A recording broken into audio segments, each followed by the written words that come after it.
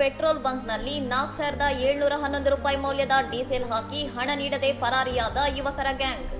ಶಿರ್ವದ ಶಂಕರಪುರ ಸುಭಾಷ್ ನಗರದ ಪೆಟ್ರೋಲ್ ಬಂಕ್ನಲ್ಲಿ ಬಿಳಿ ಬಣ್ಣದ ಫೋರ್ಡ್ ಇಕೋಸ್ಪೋರ್ಟ್ಸ್ ಕಾರಿನಲ್ಲಿ ಬಂದ 3 ಯುವಕರು 4,711 ರೂಪಾಯಿ ಮೌಲ್ಯದ ಡೀಸೆಲ್ ಹಾಕಿಸಿಕೊಂಡು ಹಣ ಪಾವತಿಸದೆ ಪರಾರಿಯಾಗಿದ್ದಾರೆ.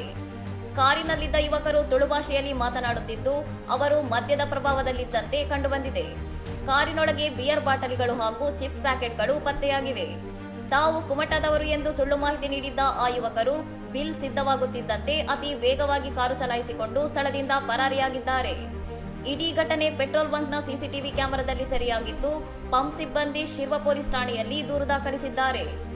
ಇಂಧನ ತುಂಬಿಸಿ ಹಣ ನೀಡದೆ ಪರಾರಿಯಾಗಿರುವ ಘಟನೆಗಳು ಹೆಚ್ಚಾಗುತ್ತಿದ್ದು, ದೂರು ದಾಖಲಿಸಿ ಆರೋಪಿಗಳನ್ನು ಪತ್ತೆ ಹಚ್ಚುವುದು ಖರ್ಚಿನಾಯಕ ಕೆಲಸವೆಂದು ಪಂಪ್ ಮಾಲೀಕರು ಅಳಲು ತೋಡಿಕೊಂಡಿದ್ದಾರೆ. ಸಾರ್ವಜನಿಕ ಸ್ಥಳಗಳಲ್ಲಿ ಇಂಥ ವಂಚನೆ ಪ್ರಕರಣಗಳು ಮರುಕಳಿಸದಂತೆ ಜಿಲ್ಲಾ ಪೊಲೀಸ್ ವರಿಷ್ಠಾಧಿಕಾರಿಗಳು ಕಠಿಣ ಕ್ರಮ ಕೈಗೊಳ್ಳಬೇಕೆಂದು ಬಂಕ್ ಮಾಲೀಕರು ಒತ್ತಾಯಿಸಿದ್ದಾರೆ.